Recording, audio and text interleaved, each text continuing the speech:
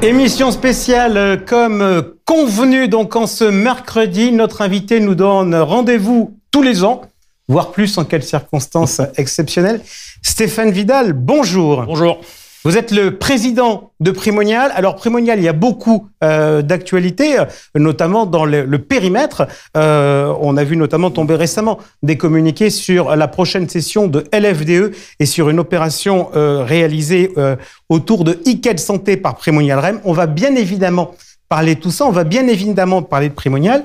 Mais je voudrais, si vous le voulez bien, qu'on commence par essayer un peu d'avoir votre regard de professionnels, d'experts du monde de l'épargne sur ce qui est en train de se passer globalement dans notre univers. Est-ce que vous avez le sentiment que le marché de l'épargne est aujourd'hui à un tournant ? Oui, très clairement. Depuis la montée des taux importante, très clairement, on s'aperçoit que les banques elles-mêmes, les compagnies d'assurance elles-mêmes, sont en train de regagner des parts de marché sur des gens comme nous parce que leurs produits, on va dire de façon assez naturelle, ont gagné en rentabilité. Donc bien sûr que ça nous oblige, nous, distributeurs indépendants, fabricants, designers, à être beaucoup plus imaginatifs que ce qu'on l'a déjà été dans les dernières années. Parce qu'encore une fois, les taux sans risque sont très élevés. Donc, bien sûr, ça change la donne. Alors, regardons justement l'impact de cette hausse des taux.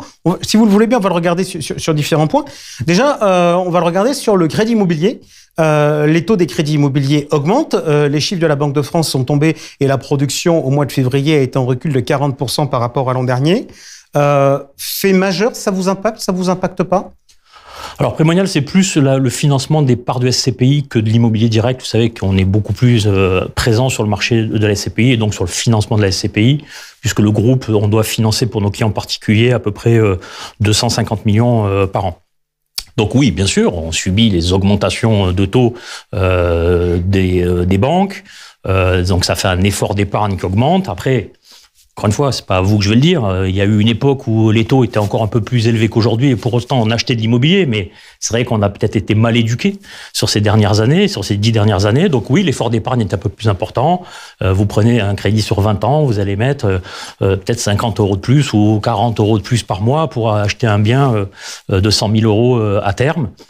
Voilà, c'est un petit peu plus dur pour acheter, c'est un peu plus d'effort d'épargne, mais ça reste la seule façon de constituer un patrimoine sans avoir l'equity, le capital de la premier jour. Regardons maintenant l'impact justement de la baisse de la production de crédit sur les flux d'épargne. On sait qu'il y a une partie du crédit immobilier qui se retrouve en flux d'épargne. Par exemple, parce que c'est un jeune couple qui emprunte et qui va acheter, donner de l'argent à un couple senior qui va repasser un bout en immobilier et qui va garder le reste en épargne financière. Est-ce que vous êtes inquiet d'une forte baisse que prévoient certains économistes des flux d'épargne dans les années à venir ? Non, moi je pense qu'on a plus aujourd'hui un sujet de concurrence, si j'ose dire, bancaire, que ce qu'on avait sur les 10 dernières années. C'est plus ça le sujet que je vois qu'un sujet lié à la baisse du crédit. Voilà. Concurrence bancaire, ça veut dire quoi ? Ça veut dire en pratique, c'est le dépôt, la concurrence du compte à terme, alors que finalement l'argent traîné auparavant sur les dépôts à vue non rémunérés. Oui, et qui n'avait pas de place sur les dépôts à vue non rémunérés, et on arrivait à convaincre nos clients que de toute façon une gestion de patrimoine, c'est une gestion de patrimoine par temps, court terme, moyen terme, long terme. On s'aperçoit depuis le début de l'année que les clients ont un raisonnement beaucoup plus court-termiste parce que les nouvelles qui nous entourent font que les gens se resserrent sur le court terme et donc décident de positionner leur épargne sur des supports très court terme. C'est notre métier, nous, gérants de patrimoine, que de reconseiller nos clients sur un bon découpage par timing de leur placement. Donc, mais c'est vrai que à court terme, les gens placent beaucoup sur les comptes à terme aujourd'hui. Justement, sur la perception des clients, vous les voyez comment ? Parce qu'en fait, on pourrait avoir la médaille pourrait avoir deux côtés. Il y a un côté d'inquiétude avec cette inflation qui repart, et puis d'un autre côté, lié par des taux faciaux qui sont en forte hausse, le fait de se dire, finalement, aujourd'hui, il faut placer son argent parce que hier, ça rapportait rien. C'était les taux qui étaient à zéro. Aujourd'hui, ça rapporte quelque chose. Donc, on a à nouveau un intérêt à s'en occuper. Oui, bien sûr.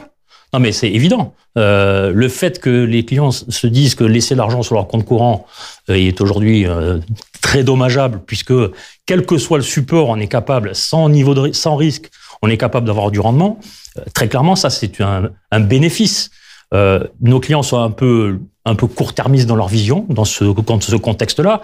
Mais encore une fois, nous, on est là pour positionner nos clients et les faire réfléchir sur le long terme. Donc, on est quand même capable de faire notre métier. Mais il faut être un petit peu plus combatif que ce qu'on a pu être peut-être ces dernières années. Dernière question sur l'environnement et l'impact de la hausse des taux. La stratégie qui est la vôtre et les recommandations qui sont faites aux clients tournent très largement autour d'actifs à long terme, que ce soit les marchés financiers, que ce soit l'épargne retraite, que ce soit le non-coté, que ce soit l'immobilier. Quel impact, selon vous, va avoir la hausse des taux sur la valorisation de ces actifs ? Il y a une règle économique. Quand il y a une hausse des taux, il y a une petite révision de la valeur des actifs. Alors, ça arrive à des étapes différentes, dans des moments différents. On sait très bien que le private equity est toujours un petit peu plus tardif dans la révision de la valeur. Mais ça va évidemment avoir un impact sur au moins la stabilisation, si ce n'est un petit peu la décote de valeur. Ça peut être le cas aussi sur la partie immobilière, et on l'a vu d'ailleurs on l'a pas trop vu, si je veux dire, dans les évaluations de fin d'année des experts. Pourquoi ? Parce que il y a eu une sorte d'arrêt des transactions, de fort ralentissement des transactions sur le dernier trimestre, qui fait que les experts ont parfois même du mal à se positionner sur des révisions de valeur. C'est pas le cas, par exemple, dans les pays anglo-saxons, où très clairement, là, c'est presque du mark to market, et ça corrige beaucoup plus vite. Ça a beaucoup plus tapé au Royaume-Uni. En France, c'est clair que le niveau des transactions ayant fortement chuté, les experts et les évaluateurs ont eu un peu plus de mal, à mon avis, à se prononcer là-dessus. Donc, nous, on pense on va voir ce qui se passe sur le premier trimestre, sur le deuxième trimestre, les valeurs d'expertise. Est-ce que le pire est derrière nous ? C'est tout à fait possible. Après, on peut pas dire l'immobilier, c'est seul et unique. Il y a les immobiliers, il y a où il est placé, la classe d'actifs, etc., etc. Est-ce que d'ailleurs, aussi bien sur le non-coté que sur l'immobilier, on n'a pas une chance, c'est d'avoir de l'inflation ? C'est-à-dire que en non-coté, on investit dans des boîtes qui peuvent augmenter leur prix. En immobilier, il y a les indexations inflation. La classe d'actifs immobilière, par l'effet d'indexation, est un bon rempart contre l'inflation. Mais encore une fois, il y a immobilier et immobilier. Donc l'enjeu pour nous, c'est d'avoir des locataires à qui on est capable de passer l'indexation. Parce que si l'indexation elle est juste théorique, ça ne sert pas à grand-chose pour le client. Donc d'où l'intérêt d'avoir une qualité de locataire la meilleure pour pouvoir passer notre inflation, comme les entreprises pour pouvoir passer leur augmentation de prix. Ok, on vient de parler du marché en général. Je voulais vous entendre sur ce thème-là. Je voudrais qu'on parle maintenant de Primonial. On va parler de Primonial aujourd'hui, avant de parler de Primonial demain. Déjà, première question, quelque part dans la continuité de ce que l'on vient de dire sur l'environnement de marché. Nous sommes au mois d'avril. J'imagine que les reportings chez Primonial sont efficaces. Donc, vous devez avoir les chiffres du premier trimestre. Le premier trimestre s'est passé comment pour Primonial ? Alors, on a eu un janvier très calme, et un mois de mars meilleur que février. C'est comme ça. Donc, on sent que la tendance est à la hausse. Pour autant, il y a une sorte d'attentisme de nos clients qui est important. Ils sont très sensibles aux conseils qu'on peut leur apporter, aux conseils en allocation d'actifs qu'on peut leur apporter, justement à les aider pour revenir sur notre introduction, à ne pas penser que court terme, parce que le court terme n'a qu'un temps, et penser long terme pour tous leurs besoins de préparation, notamment de la retraite.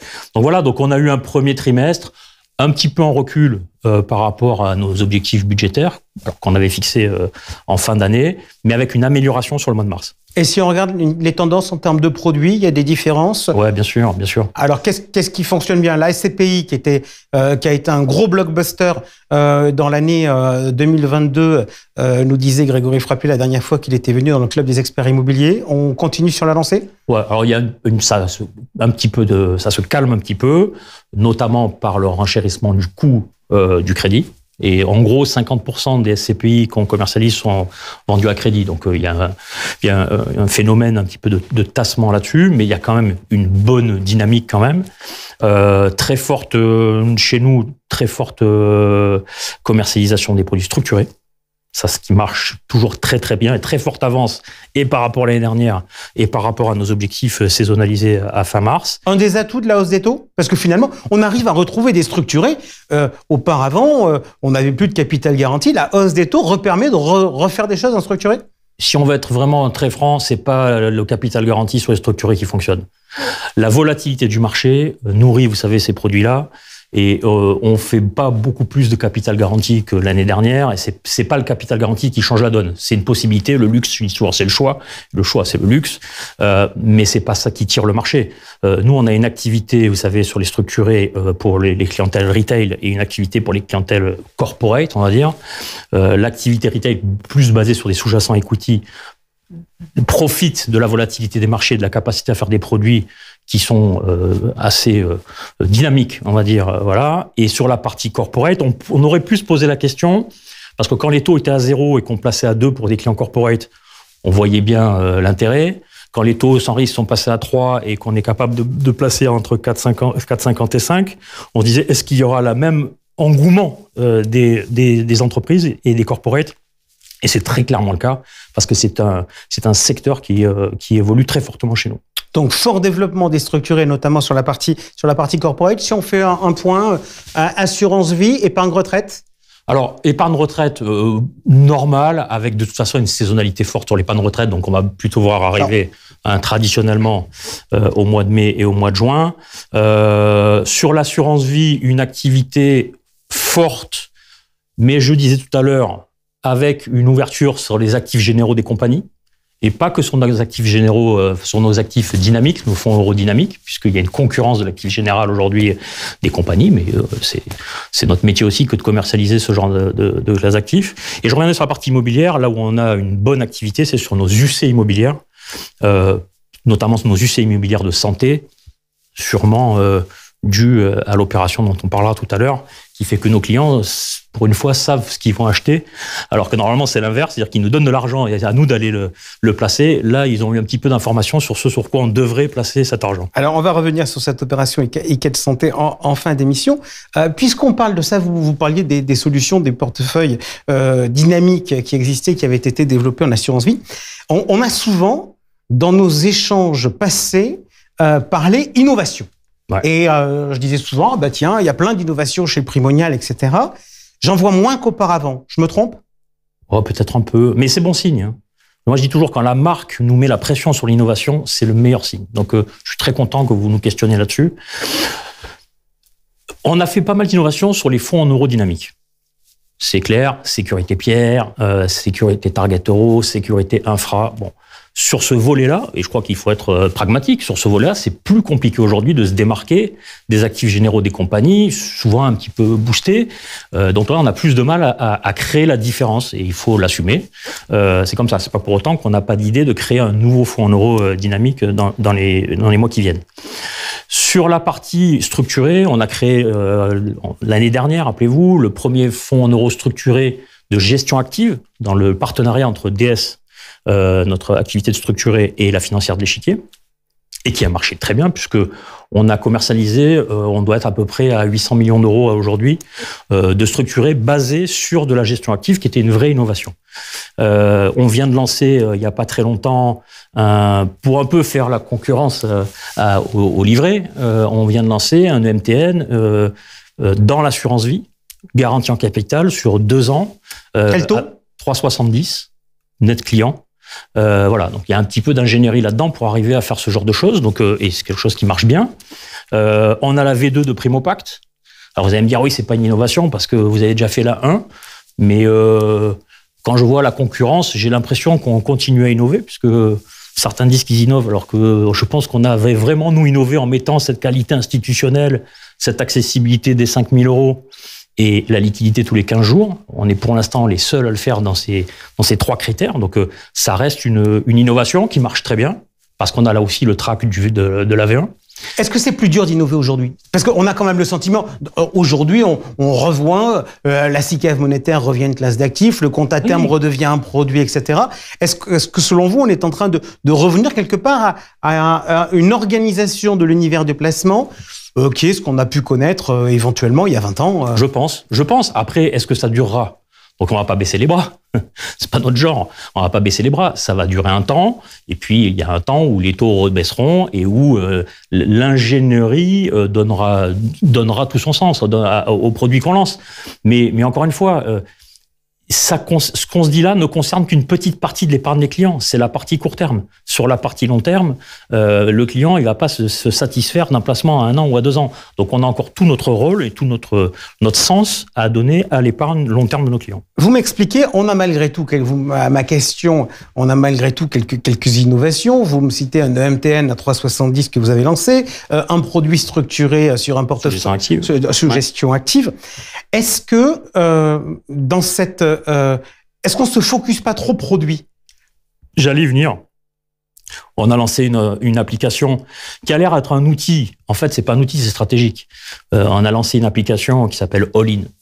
L'application All-in, elle a un intérêt majeur, c'est de satisfaire évidemment notre client final, de satisfaire notre distributeur, puisqu'il a la même vision que le client final, et ça permet stratégiquement de devenir l'allocataire global du client. C'est-à-dire d'avoir une vision 360 sur son patrimoine, d'avoir une capacité d'arbitrage en ligne sur son application en quelques secondes, et donc de donner, 1, de la flexibilité au client, 2, une meilleure visibilité aux professionnels de la distribution et du patrimoine, et 3, un meilleur conseil en ayant une vision globale du patrimoine du client, qui va devenir, quand on regarde l'inflation réglementaire qu'on peut avoir demain, qui va devenir stratégique dans la capacité de proposer à notre client une allocation d'actifs assez ciblée, parce qu'un client peut avoir un contrat très tourné immobilier, puis un autre contrat très tourné private equity, puis un autre contrat très monétaire. Aujourd'hui, si on regarde juste l'allocation sur un contrat, on pourrait nous dire qu'il est trop dirigé, d'accord, trop directionnel. Mais quand on regarde 100% du patrimoine du client, on va être capable de répondre aux besoins réglementaires et d'expliquer que sur le patrimoine global du client, cette allocation est très bonne. Donc, c'est assez stratégique de pouvoir se positionner sur l'ensemble du patrimoine du client. La contrainte réglementaire, justement, par rapport à cette perception du client, c'est quelque chose qui est vraiment un game changer. Avant, on vendait un produit pour adapter un objectif. Maintenant, on veut vraiment essayer de voir large. Bien sûr, bien sûr. Et ça, c'est valable. Le produit All-in, c'est à la fois diffusé sur les réseaux de distribution de Primonial Gestion Privée et à la fois proposé aux partenaires avec lesquels vous travaillez. Absolument. Alors, sur les réseaux de distribution en gestion privée depuis 6-8 mois, et sur la partie plateforme CGPI, je crois que c'est depuis 1 mois que c'est proposé à la location, puisque c'est un abonnement, c'est la Patrimonial Tech, c'est un abonnement pour avoir accès aussi bien pour donner accès au client final à la visibilité et à la vision de son patrimoine, et aux professionnels intermédiaires, une sorte de monitoring qui permet d'avoir le miroir, en fait, le mirroring de ce que voit le client. OK. Vous savez qu'on aime bien suivre l'information. Ouais. Je voudrais qu'on revienne quelques instants justement sur des innovations passées. Et je voudrais vous faire part de réactions, d'interrogations. Vous évoquiez tout à l'heure les fonds dynamiques. Le premier, historiquement, c'est celui qui avait été monté avec Suravenir, qui était Sécurité Pierre Euro et qui était la base du contrat Sérénie-Pierre. Son rendement a baissé cette année. Ouais. Pourquoi? Parce que c'était un peu une déception. Si on regarde la distribution des SCPI de manière globale sur la place, elle a légèrement progressé. On se disait, tiens, il y a des réserves un peu, alors que le marché global est en hausse. Pourquoi le rendement de Sérénie-Pierre baisse? Parce que l'immobilier, c'est pas une nature morte. C'est pas quelque chose qu'on achète, qu'on attache à un mur et qu'on regarde. Donc l'immobilier, il y a des phases à un moment de restructuration de l'immobilier, il y a des phases de relocation de l'immobilier, il y a des phases d'accompagnement dans la relocation, ce qu'on appelle des franchises dans le métier. Et 2023, 2024, c'est un moment de restructuration. En 2 mots, il y a des travaux. Donc, quand il y a des travaux sur une partie du parc, ben, vous pouvez pas louer. Si vous pouvez pas louer, vous n'avez pas les loyers. Donc, on a, toutes choses étant égales par ailleurs, un rendement qui devrait se améliorer dans le futur proche une fois cette phase passée. Le contrat a un peu plus de 10 ans. Et donc, voilà. Donc, on a l'immobilier, encore une fois, n'est pas une nature morte et on doit le restructurer. Et on a aujourd'hui un défaut de loyer par non-location parce qu'on retravaille nos actifs, parce que la valeur des actifs, elle dépend aussi de l'entretien qu'on en fait. On fera quand même un peu mieux l'année prochaine? Je ne sais pas si on fera mieux l'année prochaine, mais l'année d'après. OK. Les travaux dans des gros bâtiments comme chez nous, c'est pas une cuisine, quoi. OK. Deuxième question, Target. Ouais. Alors, Target, c'est un produit qui était un produit fonds en euros, garanti en capital. Et quand je dis garanti en capital, chez vous, vous nous avez toujours expliqué que c'était après frais de gestion et pas net de frais, ouais. avant frais de gestion. indexation sur la bourse. Donc, la bourse, un jour elle fait plus, un jour elle fait moins. Il y a eu pas mal de moins ces dernières années, donc avec une performance à 0. Quelle est votre réflexion aujourd'hui sur le produit? Alors, Target est un produit hyper intelligent, bien monté. On a monté ça en 2017 de mémoire, et qui fonctionne bien sur des marchés haussiers, puisqu'on prend la hausse du marché, et sur des marchés peu volatiles, pas trop volatiles, puisque vous savez que c'est un produit pour se rentrer à la technique, mais il y a une isovol qui se fait sur Target, sur le sous-jacent, et que si la volatilité du produit est trop forte, du marché est trop forte, le produit se referme, et il faut qu'il se réouvre au bon moment pour capter la hausse. Donc, en effet, dans des phases, soit baissières, ça c'est évident, soit dans des phases même haussières, mais avec beaucoup de volatilité, le produit ne peut pas s'exprimer. Voilà. Donc, on a un taux de rendement moyen depuis la création de 2%. Et si on regarde le comparable avec les actifs généraux, je mets l'année 2022 de côté, on faisait à peu près un peu moins que 2 fois le rendement des actifs généraux. Donc, on est content de ce qu'on a fait. Après, il faut être pragmatique. On fait face depuis quelque temps, et notamment depuis le début de l'année, face à une forte volatilité, même si le marché est à la hausse. Donc défavorable. Donc défavorable au produit. Et d'ailleurs, on a, de façon très pragmatique, encore une fois, proposé à nos clients d'arbitrer de sécurité Target Euro vers l'actif général de la compagnie Société Générale, Sogecap, justement en leur expliquant qu'on avait du mal à donner de la performance face à un marché trop volatile. Donc, comme je pense que le marché ne va pas baisser en termes de volatilité dans les mois qui viennent, on refera très certainement ce mouvement de permettre à nos clients d'aller profiter peut-être temporairement de la hausse des actifs généraux traditionnels un petit peu boostés en plus par les compagnies et potentiellement de revenir dans le produit Target si le marché se remet dans des caractéristiques qui fonctionnent bien par rapport au produit. Encore une fois, une décision assez pragmatique. OK. On va quitter Primonial aujourd'hui pour parler de Primonial demain. Et autant au début de notre échange, j'ai dit tiens, je voudrais avoir votre œil d'observateur sur le marché en général. Là, je vais à la fois vous écouter en tant qu'observateur, mais également, j'imagine qu'il y a plein de distributeurs et de conseillers en gestion de patrimoine qui vont vous écouter en termes de gestion, de pilotage d'entreprise et de gestion de valorisation d'entreprise, parce que c'est important pour les entreprises de bien être valorisées. Alors, jusqu'à présent, je fais un constat. On a parlé d'immobilier, on a parlé d'assurance vie, on a parlé de distribution. Il y a un pilier de Primonial dont on n'a pas parlé, c'est LFDE, la financière de l'échiquier, autrement dit la gestion d'actifs. Alors, vous avez annoncé il y a peu être rentré en discussion exclusive avec la Banque Postale Asset Management pour la cession de l'FDE. Pourquoi cette cession? Alors, tout d'abord, je crois que j'aime bien me replacer dans le temps. Quand en 2018, on s'est porté acquéreur de la financière de l'échiquier, vous savez, en 2 temps, 40% en 2018, 100% en 2019, très clairement, l'idée, c'était pas de faire un portage pendant 5 ans. Voilà, il faut être très clair. Nous avions l'ambition de créer ce groupe multi-asset, donc immobilier, asset management financier, structuré, etc., et de le garder de cette façon-là.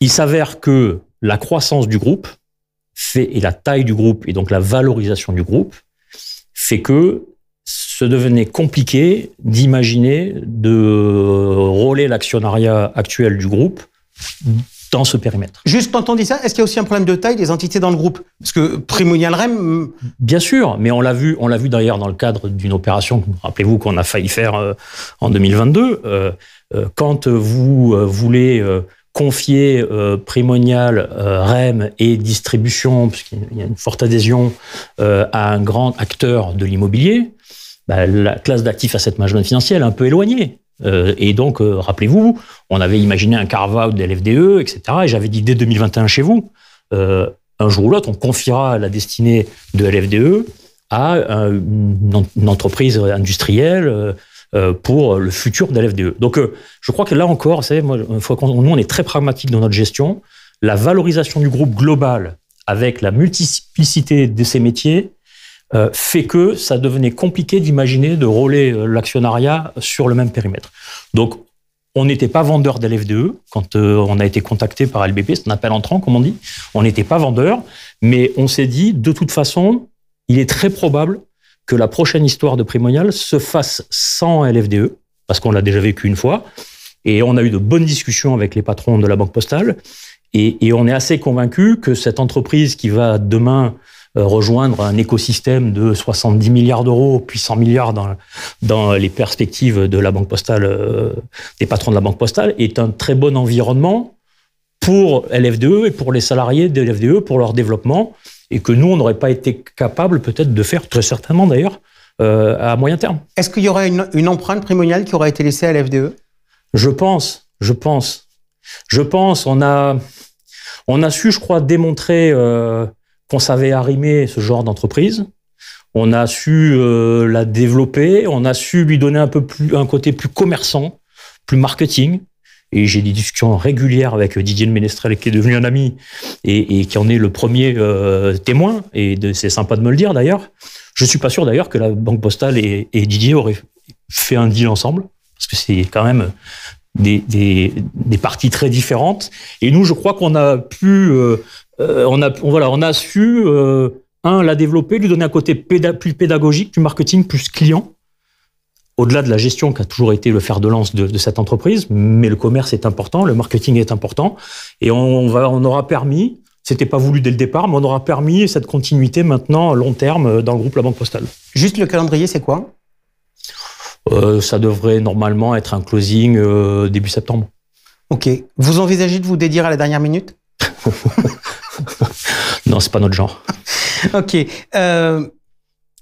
Derrière cette opération, vous me dites que c'était pas notre projet initial. Je voudrais justement vous challenger un peu sur votre projet initial, parce qu'il se passe en début d'entretien, on parlait de l'environnement de marché et du tournant qui existe au marché de l'épargne.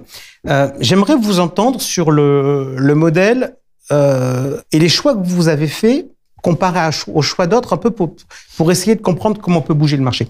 Lorsque vous rachetez LFDE, vous faites le choix de la gestion collective. D'autres ont fait le choix de la gestion privée. Ma question, c'est est-ce que finalement vous n'avez pas un peu, je vais pas dire découvert, mais subi le fait que finalement le monde de la gestion collective, c'est-à-dire de la gestion pour compte de tiers, a une caractéristique dans l'univers financier, c'est d'être un actif qui est, en termes de rentabilité, excessivement volatile, parce que si la bourse fait moins 20, vos encours feront moins 20 et vos recettes feront moins 20. Alors, je vais vous répondre de deux façons, extra-financier et financier. Je me souviens d'un article de presse en 2018 qui titrait « Le groupe Primonial change de dimension avec la financière de l'échiquier ». Ça me reste gravé dans la mémoire. C'est que je pense que le groupe Primonial a été capable de se porter à cœur de une structure auprès d'un actionnaire qui a longtemps hésité, et on a été capable, de le convaincre, donc c'était une bonne chose. Et je crois qu'a donné des lettres de noblesse aussi au groupe, qu'il a bien rendu à LFDE, puisque je crois que c'est dans toutes ces opérations-là, quand ça marche bien, c'est que c'est un vrai win-win. Donc voilà, donc moi je garde en mémoire que l'acquisition de la financière d'échiquier a été un vrai goodwill pour la notoriété, l'image du groupe Primonial, premièrement. Ça, c'est le côté un peu extra-financier, et on a pris un plaisir incommensurable à être avec cette entreprise. Moi, je l'ai même dirigé pendant 9 mois en direct avec Olivier de Béranger et Bertrand Merveille dans un intérim. C'était passionnant, c'est une boîte passionnante, et ça n'enlèvera jamais rien à ça. Ça, c'est le côté extra-financier, et donc c'est surtout pas un regret. Deuxième chose, le côté financier. Quand vous dites, nous, on a fait le choix de la gestion collective et d'autres le choix de la gestion privée, c'est pas tout à fait dans le même timing. C'est-à-dire que quand on décide d'acheter la financière d'échiquier, on est 2017. Si votre question, c'est est-ce que, pour des raisons ultra financières, et que financières, vous auriez préféré acheter de la gestion privée en 2017, je vous dis oui. J'ai enlevé le côté affectif que j'ai évoqué au début. Pourquoi ? Parce que les valorisations de la gestion privée, elles n'avaient rien à voir avec celles d'aujourd'hui. D'accord ? Et donc, en effet, si j'avais mis un chiffre 100 millions, 200 millions, 300 millions au travail pour acheter de la gestion privée en 2017, avec les valorisations de 2017, très clairement, j'aurais créé sûrement plus de valeur. Sauf que c'était pas la mode. Je rappelle qu'on a été les premiers à faire entrer des fonds d'investissement au capital. Et il a fallu du temps pour que nos fonds d'investissement comprennent le métier. Et alors, depuis, ça s'est bien démultiplié. Là où je suis...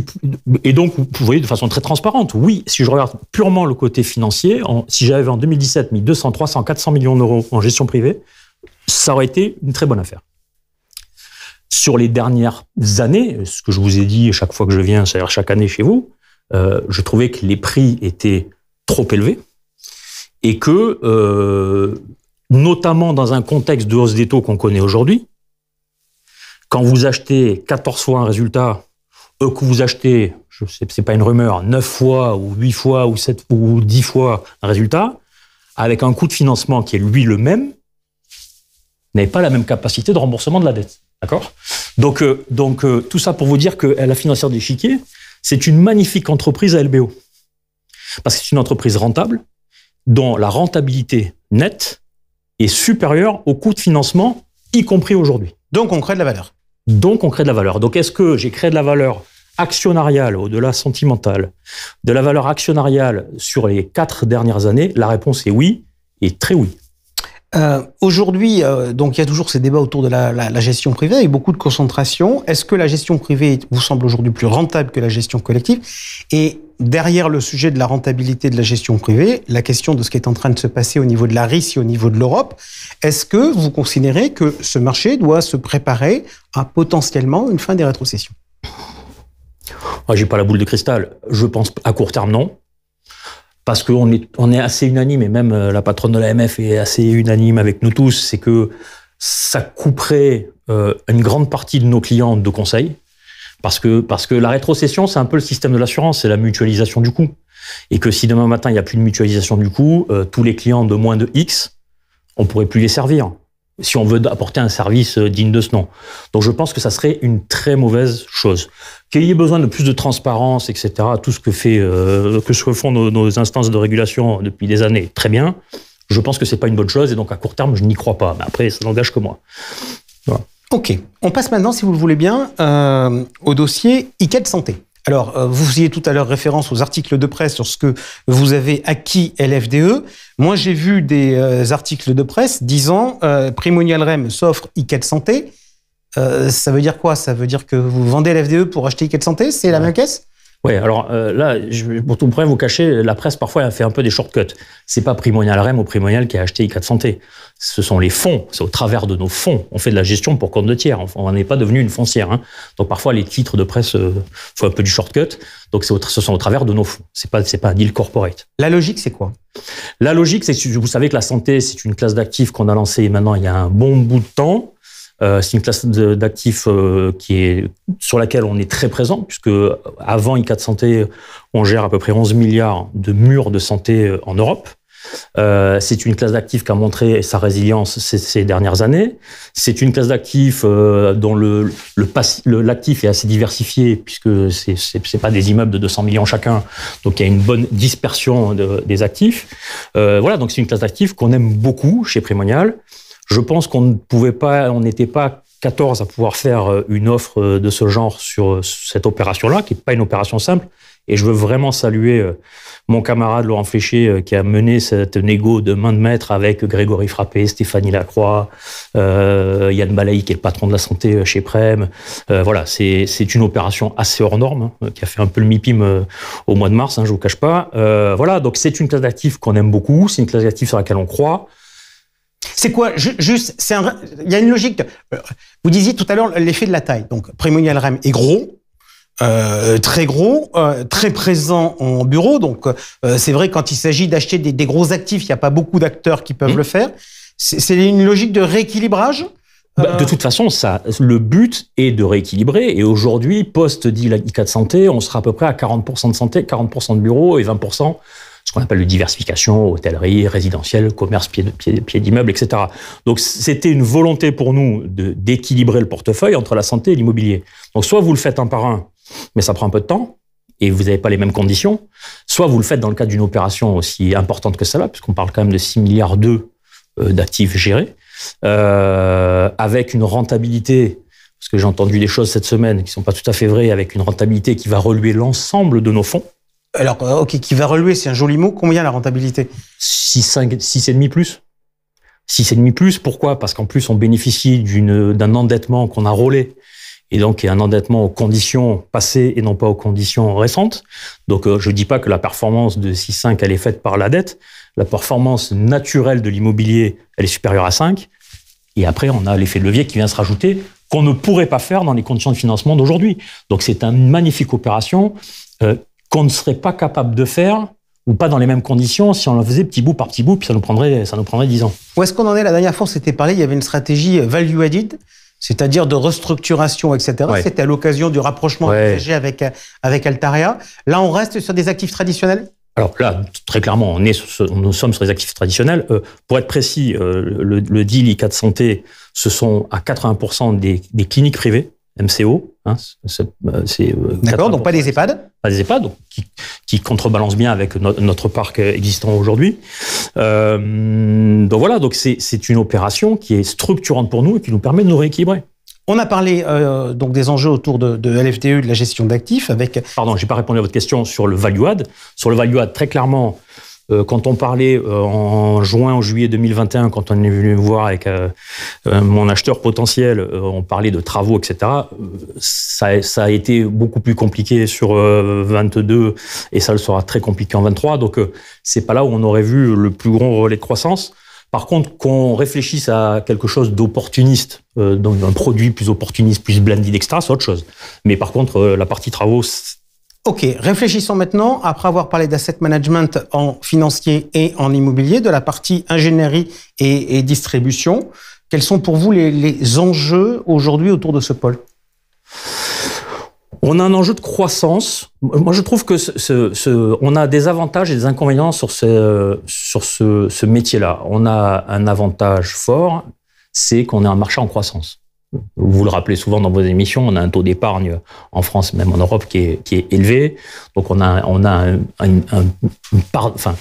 un champ d'intervention qui est large et pour un certain temps. Bon, on a une concurrence bancaire, on disait jusqu'à présent, qui est pas très très bonne. Bon, je vous disais en début d'interview... elle n'est pas forcément meilleure, mais elle donne plus d'argent. En tout cas, elle nous donne un peu plus de fil à retordre. Voilà. En ce moment, mais encore une fois, de façon très court terme. Moi, on ne gère pas une boîte à 2 ans, donc c'est pas très grave. On a deux inconvénients dans ce métier, je trouve. On a un inconvénient de recrutement, de façon organique évidemment, hein, du timing de recrutement de clients. Parce qu'un client qui a envie d'un produit chaud, comme on dit en marketing, il en a envie maintenant et pas demain. Un client qui doit placer de l'argent, il le place maintenant ou dans 3 mois ou dans 4 mois. C'est pas game changer. Et donc, je trouve qu'on a un sujet de rapidité ou de timing de recrutement de nouveaux clients qu'on pourrait améliorer. Bon, est-ce que là-dessus, il y a un impact réglementation?